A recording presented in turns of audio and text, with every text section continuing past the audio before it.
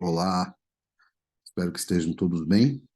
A gente fez uma abordagem, né, no nosso último assunto de anatomia sistêmica, né, e eu ali procurei expressar o meu entendimento da importância desse assunto, mas existem várias maneiras, né, de se estudar a anatomia humana. E isso, obviamente, tem relação com o detalhe desejado, com o propósito desejado do estudo, né? E uma dessas que eu gostaria de destacar é a anatomia topográfica ou anatomia regional. Então, na anatomia topográfica ou anatomia regional, só um minutinho que eu vou voltar aqui, né? A gente tem uma abordagem, obviamente, por região, que pode ter uma relação por segmento. Então, membro superior, membro inferior, tronco, abdômen, pelve, cabeça, pescoço. Então a gente pode, né, fazer essa abordagem, né, mais regional do que sistêmica, né? E quando a gente fala de anatomia topográfica, obviamente que a gente pode ter uma abordagem no cadáver e a dissecção, né, acaba sendo um, um método importante e comum para o estudo da anatomia, tá? Ele é um método tradicional, utilizado, né, em muitas universidades, tá? Hoje um pouco menos comum, mas ainda bastante utilizado, né, dentro das universidades. Essa anatomia topográfica, ela pode ser utilizada ou analisada também por meio de técnicas de imagem.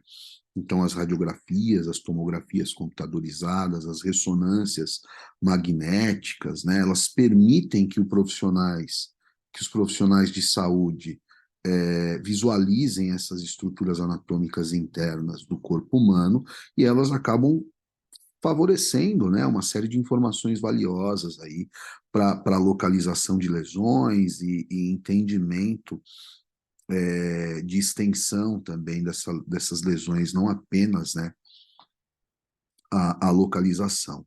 Existe também, né, a questão que envolve a anatomia de superfície, e eu queria aqui também falar sobre a anatomia palpatória, né? Então, existe uma importância clínica muito grande dessas duas especialidades da anatomia, né? Então, quando a gente fala de anatomia de superfície, a gente identifica, né, as estruturas na superfície do corpo, né? Então, as características físicas externas do corpo humano, né? E a visualização de ossos, de órgãos pela pele, né? Pela localização da pele. Então, para diversos profissionais, o exame físico, né, ele depende dessa anatomia de superfície, dessa anatomia palpatória para identificação de diversas características, contornos, proeminências, depressões, né, e outras características externas, né, que pode ser feito por meio de inspeção, né, ou seja, apenas a visualização, ou, no caso, a palpação, né? O toque. Então, isso é uma das maneiras também da gente fazer uma abordagem, e é uma das minhas preferidas, né? Pensando na localização de estruturas, nas correlações clínicas, tá? Dessas estruturas. E existem outras divisões, né? Então, existe a divisão voltada para anatomia cirúrgica, para anatomia patológica, né? Então existem várias divisões aí que essa abordagem pode ser feita, tá? Então, pensando em uma outra forma ou outras maneiras, além da anatomia sistêmica que nós vimos em uma aula anterior, né? Anatomia topográfica regional, por meio da anatomia radiológica, por meio da anatomia de superfície, da anatomia palpatória, ela também é uma forma de estudo bastante comum e bastante utilizada. Existe, obviamente, outras disciplinas que acabam tendo uma correlação com a anatomia, e essas disciplinas eu vou procurar citar aqui. Dentre elas, a fisiologia, né, eu acho que é um carro-chefe, porque ela tem uma abordagem funcional, tanto que existe, né, uma vertente de terminologia falando de anatomia funcional, e a partir do momento que a gente coloca função na jogada, a fisiologia, obviamente, ela está, ela está envolvida, né? A citologia e a histologia, ela também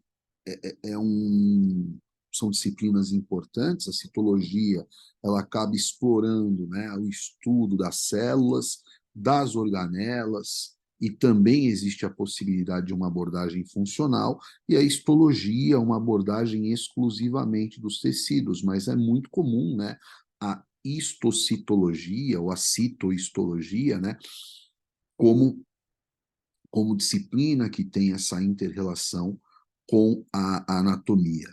A gente não pode esquecer da cinesiologia, que em alguns livros, né, ou por alguns profissionais é chamado de fisiologia articular, tanto que tem um livro muito famoso, né, do Capandi, um livro de 3 volumes, onde tem esse título, né, Fisiologia Articular, e também a antropologia e a embriologia, elas acabam, né, sendo disciplinas que as questões morfológicas são exploradas, tá? Então, é um ponto aí que eu gostaria de deixar registrado para vocês.